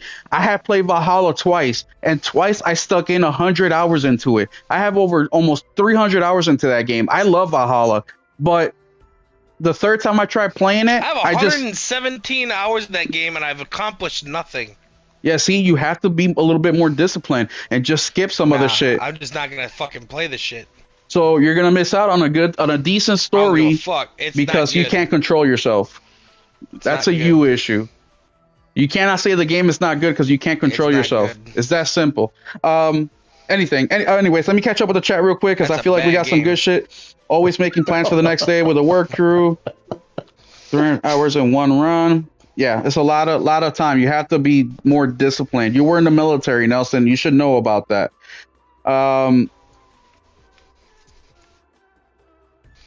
Fuck, guys. Let's talk Black Friday. Let's talk Black fucking Friday. I want to bought a know bunch what of you. shit. I know we all bought a bunch of shit. I don't know about Henry. Henry, what you get? Let me know what you Not a got for bunch, Black I bought a little Friday. bit. I got I picked up Star Wars Outlaws. I picked up Woo. Rise of Ronin. Wait, hold up. You gotta tell us how much you paid for it too. We need to know if you got the deal. Fuck, hold on. Let me look. Because I just did a Will It Play with no internet with Star Wars Outlaws. Henry saw I that. think it was a couple of dollars underneath $30. Oh, you bought it digitally. Yeah. Oh, damn. That game was physical for $18 on Amazon. And Rise of Ronin. Rise of Ronin. How much was that one? Yeah. Third, wasn't it? Fuck. It might have been. $30. I seen it on sale, but I already had it. So Yeah, the PlayStation games don't. I think it may have been. And I bought one more fucking game, bro. Spider-Man. I'm just Nah, kidding. Henry. I'm just kidding. Bullshit. I I'm got just them, kidding. but only because my, you know what I'm saying, my son fuck around with them sometimes. That was a jokey. I can't stand fucking Peter Parker, bro. You know what's interesting about PlayStation first party games? They hardly ever go on sale under 30. So when I people talk never about noticed that. Nintendo pricing, look at PlayStation games too. Unless they're like 5 years or older, digitally wise, you don't really see them for sale under 30 if they're within 2-3 years.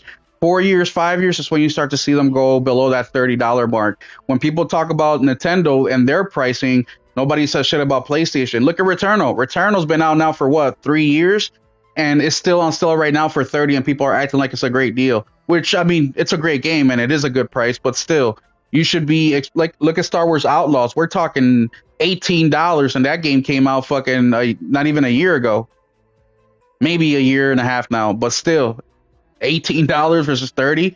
What else did you pick up on Black Friday, Henry? Oh yeah, that's it. That's it. What about you, Nelson? What you pick up on Black Friday, bro? That's a good question. What the hell did I pick up? I gotta I look had at to the go through them GameStop app. transactions right quick. I gotta look at the GameStop app. Look at my shipment. Hang on. Track order. Well, Nelson see, is I going picked- over that, or you got I it. picked up, let's see. I got Mind's Eye for free.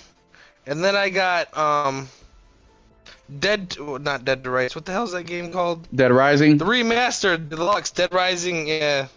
Dead Rising remastered Pirates Yakuza and Sonic Shadow Generations. Hey, how much was that Pirate Yakuza? $20. Yeah, dude, I tried to get it and it wasn't at 20 anymore. I don't own that game. They might only have so many copies or whatever, used copies or something. I don't know. I don't know if it was even used. Maybe they only had so many copies. Yeah. That's all you got?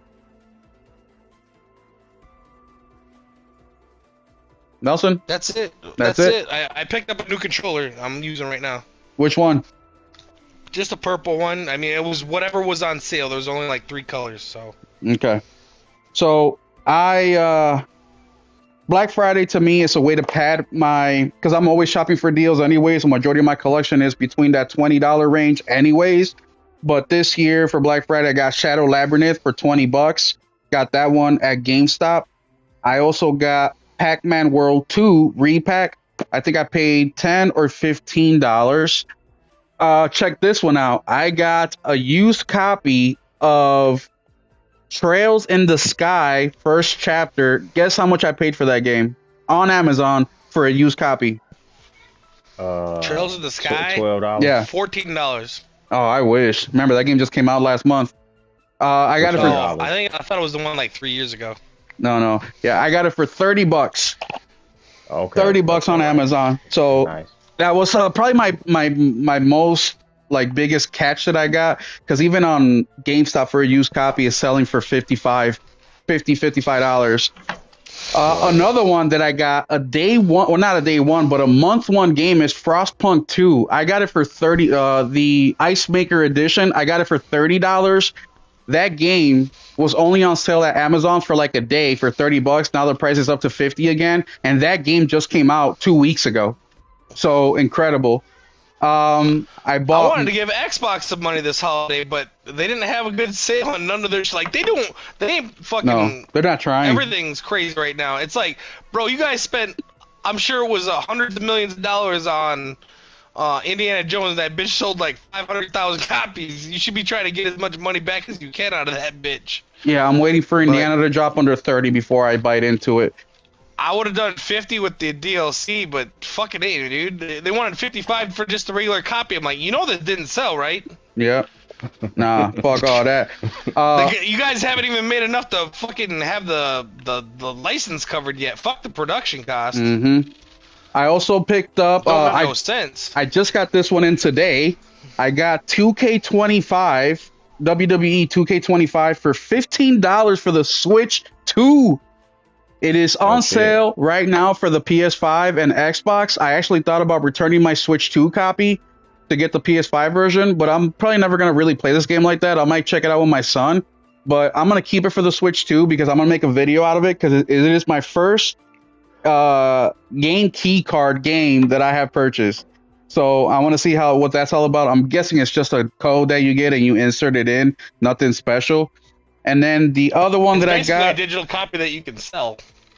Well, we'll see how that works. So I'll make a video about that. I also picked up the second collection of Tomb Raider, which is 4, 5, and 6 for $20. I already own the first collection, and then I also picked up Monster Jam Showdown for $15. I just finished recording the video today, playtime pickup for those games, and in there I say a story about why I got that game. Basically, my son was huge into monster truck Hot Wheels when he was 3 years old, so I tried to introduce him into gaming with a version of Monster Jam at that time, which he didn't take at all. He didn't fuck with it.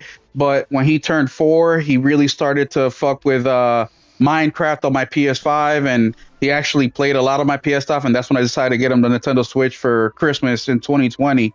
But that was I bought it because I kind of felt like playing a monster truck game that's more modern, but also nostalgia, which is the first time I tried to introduce my son into gaming, and I failed, but he ended up picking up gaming anyways. And I even asked him in the video, and you'll hear that, I asked him if he likes gaming less than me, as much as me, or more than me, and he said as much as me. So that's pretty dope, even though we like completely different fucking games. I mean, he loves games like Subnautica and just like these survival crafting games. He loves the fuck out of that shit, which is cool. Marcus plays the shit out of Minecraft. You'll never see me playing that shit. Yeah, my son has stepped back from Minecraft in recent years. I mean, he'll play maybe, I say now he's maybe playing 20 hours a year, but he's really big into anything that's building survival type shit.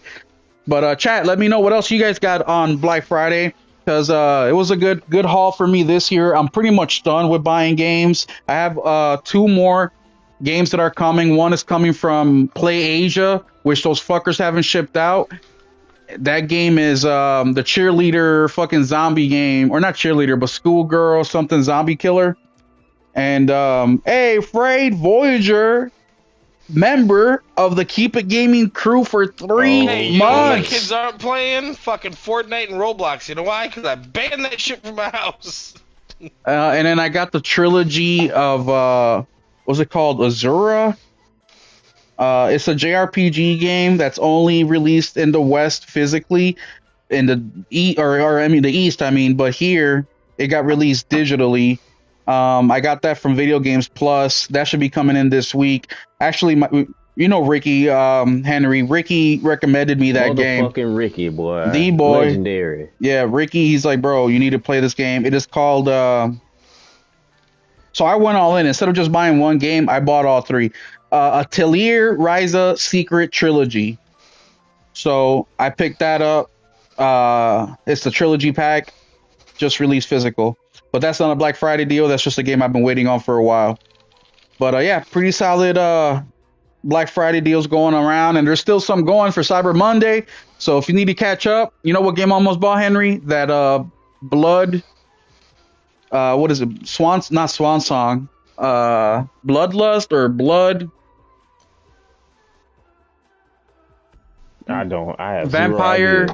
Vampire Masquerade, the Bloodlines? Yes, Bloodlines, yes. Bloodlines. I almost bought it because it's on sale for $44, but I figured with the way the game is going, that thing's going to be in the $20 mark by $20 game by another month. Yeah, so I'm going to wait till after the holidays, because remember, you have the after holiday, and if people really want good deals, you need to buy your shit in January. That's where you get the best deals, because all these retailers, business slows down because all the people that bought during Black Friday think they got the best deals, which they didn't. It's all a fucking scam, unless you know what you're looking for. Like, we all got games. PlayStation Plus for premium was the best deal, was in January too. That shit was $100 even for the premium tier. Yep. So in January, they're all trying to jumpstart their sales, so they usually come out with some really good sales. You'll see limited run games do that. You'll see Amazon, Best Buy, or maybe not Amazon, but Best Buy, you'll see do that, Walmart and Target. Those are the big ones you'll see trying to jumpstart their year by doing some incredible sales. So keep an eye out on that. I'm definitely going to, because my PS Plus expires December 5th. And that's the same day that the sale ends, and PlayStation does not want to give me the 33% discount to stay on premium tier. So fuck them. Anything you guys want to talk about the Black Friday sales before we move on? What's funny was I was saying with that 2-day extension, I said that's going to end up pushing somebody out of that sales bracket. It pushed me out. Sure. Oh, it pushed a lot of people out, not just me. I was reading some Discords, or not Discords, but the other comments? the comments on YouTube Reddit, comments. on Reddit and YouTube, bro, some people are fucking pissed the fuck off. But speaking of Black Friday sales, PlayStation dropped their console $100, and I have an article here from Push Square, and the title is "Looks like PS5 is going to clean up this Black Friday." And it says here, it's particularly early days, but it looks like Sony various global PS5 price promotions are going to do the business this Black Friday. Sales data from Spain confirms the company sold 41,000 units in the country for the week spanning 17 November to the 23rd. By comparison, the Switch 2 managed 10,000 units and the Xbox Series X and S just 700 units. By the way, PSVR did 800 units in Spain. Not mentioned in this article, but I saw it in a different article, and it was PS5 at 41,000 units, Switch 2 at 10,000, Xbox Series X and S. PSVR 2 at 800, and then X and S at 700. Fucking crazy. This is just in Spain, mind you, but we can kind of take these results and kind of say, hey, this is happening all over the place. That's how sales trends usually go, unless something super different is happening in the specific market, which it isn't. $100 discount of the PlayStation is doing on the console just about worldwide. And another cool thing is that sales have increased this holiday season in Japan with the Japan only PS5 console that is coming out soon. Now that it's worth pointing out that Sony has reduced the price of the PS5 across Europe by $100, and it also has some bundles featuring Fortnite, EA Sports, FC26. But while this data from one relatively small market, it shows how aggressive the company is being this holiday. Remember, it's got deals running pretty much worldwide ahead of the days. The company will be hoping to finally move players off the PS4 and close on that all-important 100 million units milestone. At the last count, accurate as of 30th of September, it has sold 84.2 million consoles. So real quick, gentlemen, Henry, I don't know if you remember this, but I said before PlayStation did their price increase, I said that PlayStation should just eat the cost. They've been making money on the console since the first year, so they should leave it as is, and they would get to that 100 million mark within the next year and a half. Do you still think that they are on track to hit? So that was what when they did the price increase. They might go 6 months ago after this holiday because of that RAM bullshit. That was earlier this year when you said that. But I do. Yeah, they're gonna for sure hit it. They're gonna for sure hit it. But when do you think they'll hit it? Do you think they'll hit it by the day GTA 6 releases? Okay, so you're talking about in 2027 fiscal year. I think it'll probably hit it by next summer. So, yeah, I think if they can do, I think with this Black Friday, that will gain them a couple million right off, just off the strength of Black Friday. I think they'll do anywhere between 1 to 3 million units sold. That will push them to about 88, 89 million total. If they stay consistent with their sales as normal, not with any sales, they will hit the 90 million mark before the end of January. Now, if they do another sale in the springtime, right before the fiscal year ends, when is Days of Play? Days of Play is, I think, either March or May, somewhere around there. Okay. Which is they're gonna do another sale. Oh yeah, you're right. Too. No, they do a previous sale before Days of Play, which extends from May to June, and then they do the spring sale. So the fiscal year, I believe, ends either March, April, May, somewhere around there. I think they can hit the 100 million mark if they do another $100 sale, somewhere in between there. If they don't, I think that Nelson's right. By GTA, they will definitely have hit that 100 million. Do you guys agree with that, or do you think that it will be before? Okay, I RPG. think these prices are gonna stay. I think they bought up a lot before the RAM prices went up, and we're gonna see what happens after that and how long this is gonna go on. Yeah, I don't think they'll hit 125 at all, RPG. RPG says 125 by the end of 2026. I don't think that'll be the case. No. PlayStation is doing, what, 5 million a year? Like 15? 15? So, yeah, I mean, they would have to put in basically 30 million in the next year. That's a lot. I don't think they'll hit that. More than that. They're at like 85. They have to do 35 million in a year. Yeah, that's a lot. Most they've ever done is like 20. Well, RPG is saying that GTA 6, so he's thinking that an extra 15 million will be sold because of GTA. What do you think about that? So. I think most people that are gonna buy it have it. Yeah, me too. It's still gonna push couple extra million, but yeah, I think it'll push 3 to 5 million. I don't know, man. It'll be a good month, that's for sure. Oh yeah, it's gonna be a ridiculous. And remember, But ain't gonna do 20 million in a month because of GTA. 95% of the people that are gonna buy it already have something to play on. remember, I also think that with PS5 or GTA is gonna have legs. So remember, just because it doesn't sell them all in the first month doesn't mean the sales stop. They'll have a big bump in the first couple months, in the first day, first week, first month, but that game is just going to continue to sell throughout the years. I mean, look at GTA 5. That shit was hitting the top fucking 5 for 8 years, I think it was. I think it was just in the recent year or two that it slowed down. GTA 6 still going to be charting when the PS7 version come out. Exactly. So it'll chart for years to come. So it may not sell all those consoles immediately, but it will sell consoles consistently throughout the years. All right, let's move on to another topic real quick. We're winding down on time. I know it's getting late for Henry Heck. But guys, also, I have Henry's channel pinned in the chat. Go on, hop on over there and subscribe to his channel. I'm also going to put Nelson's channel up here next. So please take advantage and subscribe over to Henry's right now before I swap it out to Nelson's. But the next topic that I want to talk about real quick is the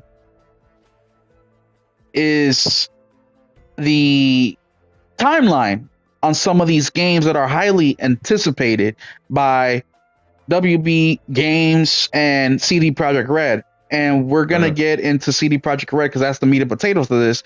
But there's an article here that CD Projekt Red. Oh, man, hold up. I got the wrong one pulled up. Give me a second. And it's basically talking about The Witcher.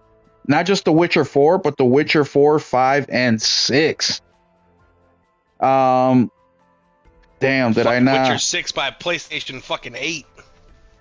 No, that's the that's the controversy. Real 5, dude.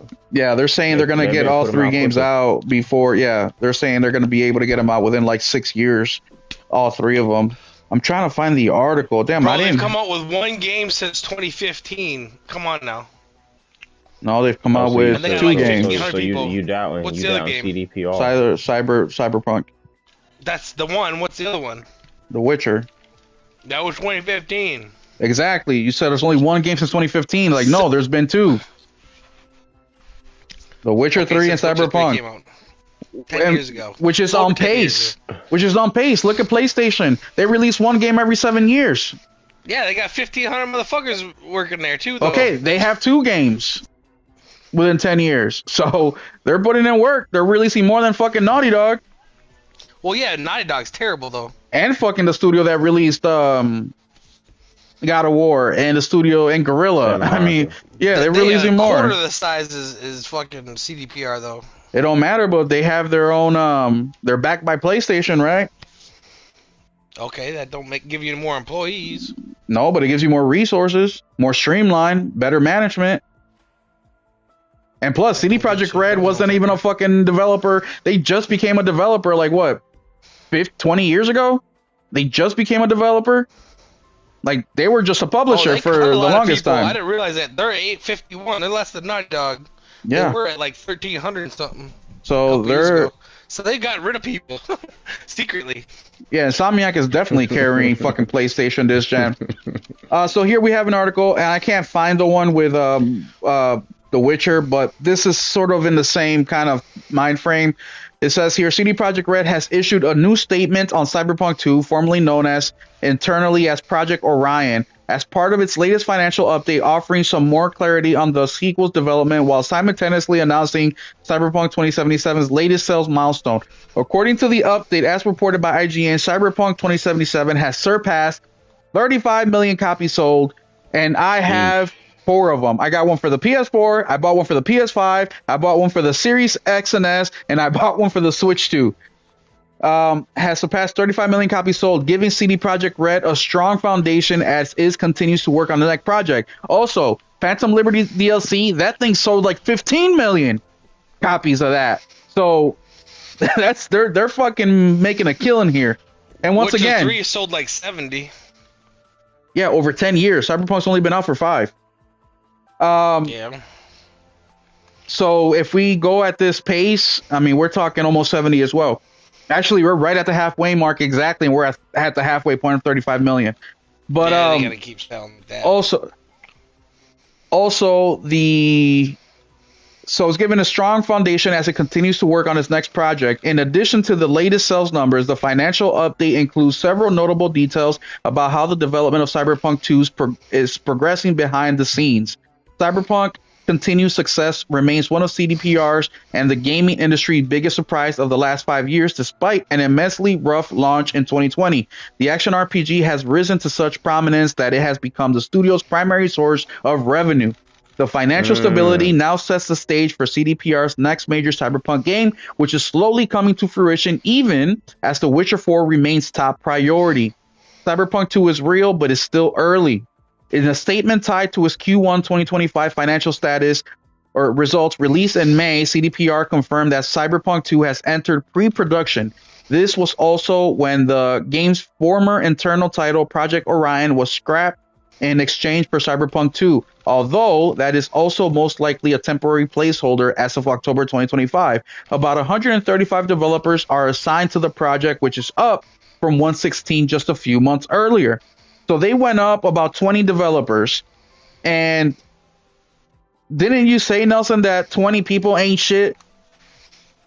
What we know about that, right. No, that is a lot of fucking people. They're in pre-production, and they're at 130. Pre-production is where the majority of the work gets done. Full studios. No, it's not. That's yes, production. It fucking is. No, production is just putting it together. Fuck you, yeah, exactly. Games. You think what's harder, putting the games together, coming up with the fucking ideas? Putting the games together. Are you fucking high? Thinking of a fucking game is harder. 10% of the people. God, you're a retard. You're a retard. No, it is way harder. Some goddamn devs. You're telling me that it's harder for you to go to work every single day and work on the machines you're working on, or it was harder for the engineers to create the fucking machine you're working on? Well, we put a lot more hours into fucking making the shit than making the fucking blueprint. Yeah, like over years. We make this shit. Okay. Yeah, dude, pre-production is like the fucking smallest team of all the teams. I'm not saying the size of the team. Pre-production and post-productions are saying 10% of the fucking people that work on it. I'm not saying the amount of people. I'm saying how hard it is. It is way harder in pre-production to come up with concepts for every little fucking thing. How the grass is supposed to look at nighttime. How the grass is supposed to look with a car over it. How the grass is supposed to look with the fucking sun out. Everything, one of these details is decided in pre-production. Production, you're putting the shit together. That is way fucking easier when you have instructions on how to build something. When you get a puzzle, is it harder to create the puzzle or put the puzzle together? It's easier to put the puzzle together. Pre-production is the shortest, fucking, the least amount of people that work. Oh, I forgot. You're an insider. You talk to developers all the fucking time. My bad. Exactly. God damn, that's fucking that is day one shit. What's up, Byron? No, I don't think that they will be. I don't think they'll be showing anything with Cyberpunk 2 because they're still so early. So I think we may see something with The Witcher 4, but not Cyberpunk 2. But I could be wrong. I don't know. Well, either way, here's the information. They're working on Cyberpunk 2, which I'm so happy for. Cyberpunk is in my top 3 games of all time. If you haven't played it, you definitely need to go play it. But Henry, they're working on Cyberpunk 2. They're working on The Witcher 4, Witcher 5. Do you think Cyberpunk will be able to get any of these games out before this console generation is over? Oh yeah, I think Witcher 4 will come out before the console generation over. The last month. I also,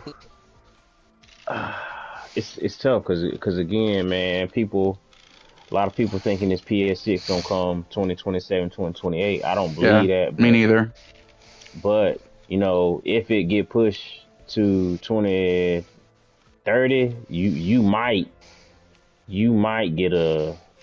Well, Cyberpunk 2? I ain't gonna say that. Nah, that'd still be too early, I think. Unless we want a similar situation.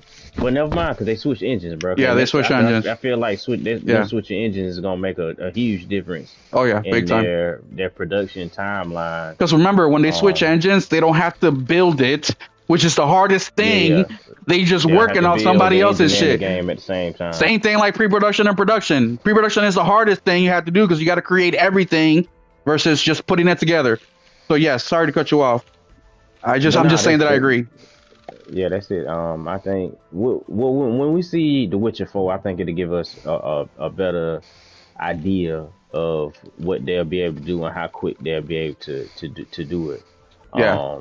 But yeah, we for sure getting Witcher 4, but before the end of the generation, or before people think the end of the generation is gonna pop off. But as far as Cyberpunk, we might get a trailer that, you know what I'm saying. That's as much as I feel comfortable saying right now as far as that game. But it is dope that they do have an idea, a kind of a plan, as far as how they're gonna go about releasing these games, and you know, we are getting them. They do plan on making them, so that's good to hear. Yeah. So I think, or what about you, Nelson? When do you think Witcher 4 will come out, and when do you think Cyberpunk 2 will come out? 2027 and 2031. Okay. So But I, I'm really nervous about them being on Unreal. Well, especially Witcher, because nobody ever makes open world games on Unreal. The only one that's done it is like Bend, and you know how many problems that had. And they worked on that for like a year in post production to try and get that shit to run good. but Ben was The also a engine's very not. small studio too. I mean, there were only what at 300 or They something are. like that. Nobody ever even tries to make an open world game on Unreal. It just don't ever work out. Well, we have two big studios working on Unreal that we know of, which is Yeah, they ain't Halo come out yet though. Studios, and or Yeah, it's that not ain't an open world, game, though. but That's different. still, it's you know it's a It's always open world games strictly that are on some type of home brewed fucking engine, like Gorilla's engine or fucking the Rage engine or whatever Ubisoft one's called. I forget what it's called. I used to remember the name of it, but I haven't played them in so long. so I'm What gonna I'm talking give it. about, you play Ubisoft, Henry. What's the engine I, called? I don't. They have an Only engine one I called. remember is Snowdrop, but that's what they use for That's the Division. Unity. That's the same thing though. No, Unity's their like indie one. Mm. Um, Unity does a It's lot of Snowdrop. mobile games too. They do. So I'm gonna be a little bit more liberal with the time frame. I actually think that The Witcher could be out by the end of 2026, beginning of 20, or actually scrap 2026 because GTA. I think it'll be out in the beginning of 2027 or the end of 2027, and I think Cyberpunk will follow up behind by 2030. Oh, it's not Snowdrop. It's Anvil engine. It's another proprietary engine they use for Assassin's Creed. yeah, I know the So Snowdrop they use They're for all. Siege What I'm saying and though is they're all the proprietary. Division. All the open world games, Bethesda, PlayStation, fucking EA, they're all made on proprietary because they just I don't know. Nobody ever even tries it on Unreal because it ain't really turned out. Well, you know, So maybe we'll see. CDPR gonna be the ones that They're gonna find out. They had a lot bring of it problems into with the their own light. engine. Witcher 3 still had problems 5 years after launch, but But yeah, I'm sure also that, you know, they're able to get, you know, the engineers over there and help them out a lot, you know, because I'm pretty sure that they won't. and they helped many other people so far.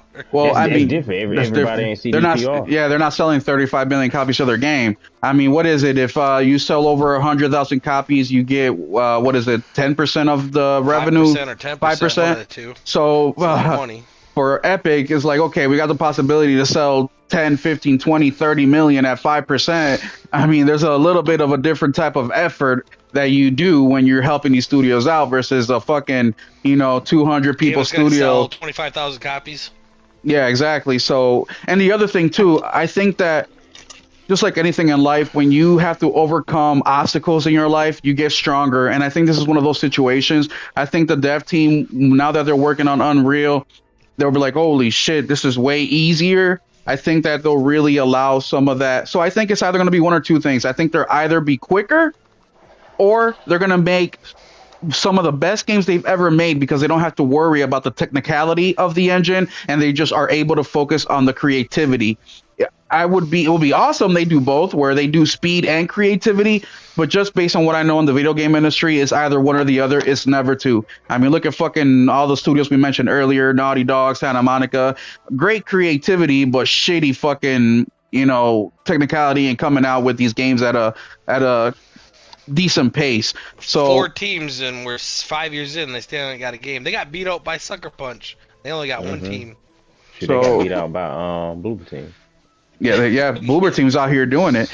So I don't know. I think we're gonna see it around 2027. RPG thinks the same. So we will see what happens. And then the last bit of news that I want to share with you guys before we head out is that it looks like there may be a sequel to Hogwarts Legacy single player. So that's very good news. We've been seeing a lot of turbulence with WB. They've been selling or trying to sell a lot of their fucking studios or just the whole gaming division. They've been trying to get rid of some other IPs. They've been on a wholesale spree, and nobody's been really buying because their shit's too fucking expensive, and they owe too much debt. So the fact that we may be getting another Hogwarts Legacy is very interesting, very cool to hear. That fucking video game, they should do a fucking documentary on that motherfucker with how it got treated by the gaming industry. And when I mean gaming industry, I mean the not the developers, but the reviewers, the journalists, the Jeff Keighley, all these fucking people. The biggest selling game of the year. Not just the biggest selling game, but the most praised game of the year. Outsold Call of Duty, and not one peep in the Video Game Awards show. Wow. Not just the Video Game Awards show, but that game got shunned by everybody in the video game industry. Nobody wanted to touch it, all because they were talking about faggots. Can you believe that shit? Henry, what do you think about that? I think doing a sequel for that game is a no-brainer. You don't get many games that pop out and do those kind of. I mean, recently we have been. We got Elden Ring, we got Black Myth, and we also got Hogwarts. But usually you wouldn't get a game to jump out the window and do those kind of numbers. No, and they're all single player games. What a coincidence, huh? The one thing that Nelson said that doesn't make money is the thing that's making the most money. The single player games. For who? For a lot of people. Think about the games that sold 20 million or more. They're all single player games. Battlefield? Battlefield's one of them. The only live service game outside of Call of Duty that sold anywhere near those numbers. It's the only game that sold close to anything this year for 20 million. No, I'm talking about this generation. Heck, the last 10 years is the only thing.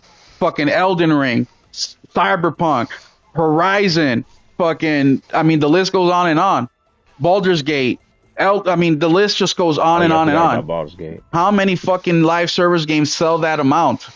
Not many, if any. 1 or 2. So, go ahead, Henry. Sorry to cut you off. But, forgot what I was going to say. But, yeah, I think that would be interesting to see, like a documentary or an expose. Yeah, expose is a good word. What went on with Hogwarts not being, nominated, and that joint got that. When folks say a game got snuffed or whatever, that game got snuffed, bro. Big time. 100% got snuffed. Especially with it being such a well-known and IP. beloved IP. That's the kind of Hogwarts games a lot of people waiting for. You know what I'm saying? So for it to be treated like that was kind of crazy. It's been one of the biggest IP in the world for 25 years, and there ain't never been a real good game made for it ever. And I remember in school, man, folks used to walk around them thick ass books. It was like a status symbol almost. You know what I'm saying? I don't watch the stuff, but it's on our Christmas tree. Yeah, my wife and her sister crazy about that shit. I don't.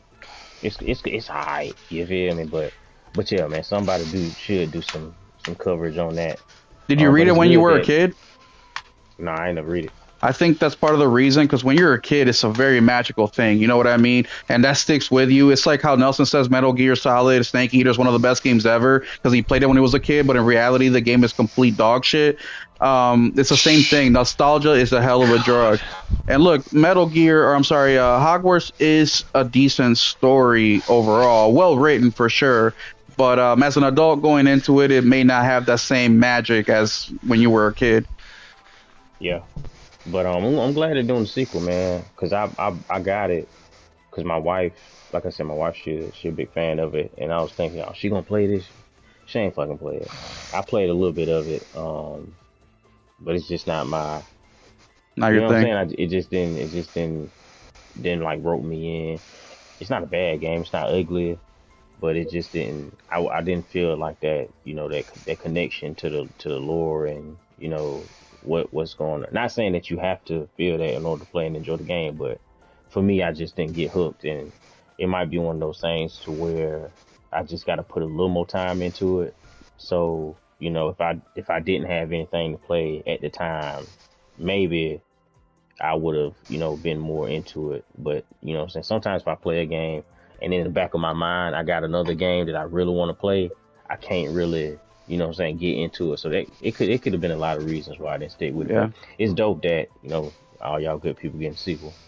It's And easy. you know That's what? easy money. You know what's Easy money. crazy about this game as well too is that not only did it sold a shit ton of copies, but it also sold consoles out the ass.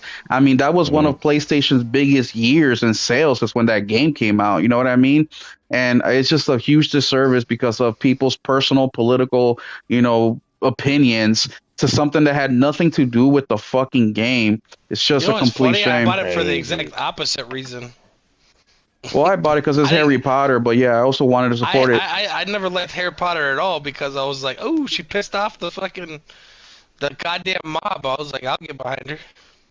Yeah, Cool. it's I didn't give a disappointing. fuck about no goddamn Hogwarts. Yeah, it's a, But you doing your review and you bring that up, like, why even bring that shit up, bro? It's yeah. just you the fucking Just game, bro. review it. That's another thing that contributes to like motherfuckers writing these fucking articles. Like, motherfucker, I'm not coming to your page for this. You know what I'm saying? I'm not coming to your website to hear this bullshit, man. Get the fuck out of my face with this whole ass shit. Yeah, it's very unfortunate, and I mean we see that on both sides, right? We see people on the other side also bringing that shit up in games all the time that the game doesn't even have anything to do with that. But it's just the way the gaming industry is nowadays, man. It's all fucking no, not all, but personal political opinions that have nothing to do with the game seem That's to how be. that's why a lot of those guys even have a job is to someday they want to be on fucking CNN or some bullshit. Oh yeah, I think the video game industry are a whole bunch of It's failures. a People stepping that can never stone. make it made it in national news that they didn't know where to go. They took advantage of the video game industry and the vacuum it had. I've said this on the podcast numerous times. It's the biggest thing that surprises me is with how big the video game industry is and how much money it makes, and it's the biggest one of the biggest industries in the world. But yeah, we have the lowest quality of journalists. We have the lowest quality of reviewers. We have the lowest quality of fucking everything. Heck, it's the reason I created my own YouTube channel because I got tired of these non-gaming fucking assholes talk about games that they play 3 hours in, and now they create a YouTube series, 20 hours long. It just doesn't make any fucking sense. But we have to take blame as gamers about that. We are the ones who are watching these fucking non-gaming ass people because they're entertaining or because they're funny or for whatever reason. They don't have any fucking substance, but yet we fucking watch them, right? So we have to take accountability for some of that. But these reviewers and all these other fucking assholes, man, look, I've gotten blocked by some of these people because they don't like it when you tell them that you don't even play the fucking game. They hate being called out, and they're proud of letting you know that, hey, this is a sponsored video. Hey, we just got one from the boy. What's his name? Legendary Drops. I'm gonna talk about how great Where the Wind Meets. But yes, it's a sponsored fucking video. And if you notice, his videos are all 15, 20, 30 minutes long, but then this one was only 10 minutes long. Okay. Okay. Right. So we get it from all sides. And look, and I like the guy. I like the content that he makes. I just don't like the sponsored content that he makes because they're usually way shorter than everything else. And you can hear he's not quite as sincere as when he's talking about how EA sucks. You know what I mean? So just be precautious and engage with the shit that you think is worth it. Same shit with Lono. I can't beat fucking that many games. I have a whole family. Motherfucker, you do this for a living. You stream fucking 3 hours a day, fucking every day of the week. Talk about you don't have no time for fucking gaming. Guess what? I got a family too. As a matter of fact, I homeschool my child, so I got to take time for that. Not only do I got to take time to homeschool him, I got to take the time to educate myself on when I'm going to homeschool him that day because I don't know what the fuck I'm talking about. So I got to get smarter before I try to get him smarter. I got to go out and make money to pay the fucking mortgage. I don't have a fucking wife to help me with double the fucking work. I got to do everything myself. You know what I mean? All the holiday events, I have to go because I'm the dad with the kid in the family. You know what I mean? So it's You see it all the fucking time. These fucking dudes that make podcasts every fucking week, multiple times a week, but yet only game 400 You're at hours a home year. all day long. I wish I was home all day long. Like, come on, bro. Don't fucking give me that shit, bro. Up until 2 months ago, I ran a whole retail store by myself, open to close, managing $1 million worth of fucking inventory, working 12, 13-hour days at times. And I still put in 1,700 hours on PlayStation. I still fucking went on dates. I still was able to get laid. I still went out and did social shit. I still have friends. My house isn't a fucking pigsty. I still clean up. I still take Saturday mornings to clean the kitchen and the bathroom and all sorts of shit. Do laundry every Friday. I still do all these things. So don't give me the fucking excuse that you don't have time to game, but you have time to be a fucking YouTuber about gaming.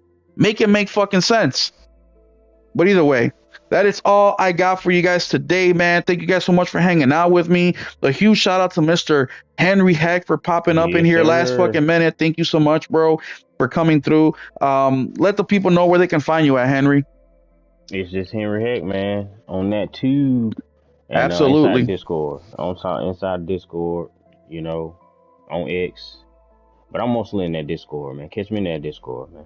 Yeah, join the Discord, bro. That's where you find Henry every single day with the rest of us, except Nelson. Nelson has lately been hit or miss, but you can send him a DM on there, and he will take your memes and share them as his own. So if you're okay with that, come join. Otherwise, go follow Nelson at his YouTube channel. Nelson, let the people know. Nelson Gaming Culture on YouTube. Nelson Gaming Culture. Go check him out while he plays video games with his son. It's a fun time, father-son moments. My dad never played no fucking games with me, so that's special for Nelson. Henry, did your dad play video games with you? Yeah, he played Dynasty Warriors 3. He played that. Pretty soon, Luke will be able to play with me again. I think it was Dynasty half Warriors weeks 3. left to be grounded, and then he can finally play games again. He's been grounded since September. See, Henry, you're blessed, bro. My dad never played shit with me except for 3 minutes of Mario Kart during the 64 era for Christmas, and that's it. And Nelson does it with his kids all the time. Freaking my wife's mother and stuff like that was playing. He was playing Mario Kart World with his uncles, with his grandma, with everybody on Thanksgiving. We literally just talked about that on the last podcast with Lord Metroid. We said that everybody in the family will play Nintendo. Like, that's just non-gamers, gamers. Thursday. This was on Thursday. Yeah, I know. We talked about it last Sunday with Lord Metroid. I know, but this is this Thursday, like 3 days ago. We were talking about this because of Thanksgiving coming up, where it's like the Nintendo Switch is a thing that you can pull out, play with grandma, play with uncles, and everybody can play. And that's what ended up happening. I didn't even instigate that. That just happened. That just happened naturally. Natural fucking whatever. Well, you know, it's a combination of, you know, family members wanted to spend time with the kids and, you know, give them the attention and maybe be involved in something that they like, right? So it's a little bit of give and take where they may not necessarily be excited to play, but when they play, they have a good time and they happen to be with their grandchildren. So it's just a fun thing, and that's the thing that gaming can do for some people. Hopefully you can do that with your family too, and I hope it does during this holiday season. But thank you guys so much for hanging out with us. We will catch you guys back here next week, Sunday. Hopefully Nelson brings some people in here so I don't have to pull Henry out of nowhere and ruin his evening to join us. So thank you guys, and hit the like button, share this out, and we'll catch you on Tuesday for the Just Playing live stream. We'll see if we'll play some more Fortnite or if we can get into some Space Marines too. When's the update coming out, Henry? Do you know? It's already out. Oh, sorry. Yeah, we can hop into that. Or is it a freaking co-op, or what is it? It's co-op update. It's co-op like and some cosmetics. Missions? Nah, it's the what are they called? The operations. Operations. Yeah. Yeah, I think called operations, and you know, some cosmetic. Yeah, so it's operation updates. I think it's a new mission, and also some of the live service stuff is getting cosmetics too. So, but check out the patch notes; those are already out, obviously. And come see us on Tuesday for the Just Playing live stream. That's with RPG, Henry, and myself. So, thank you guys. We'll catch you guys on Tuesday and next week Sunday. Keep it gaming.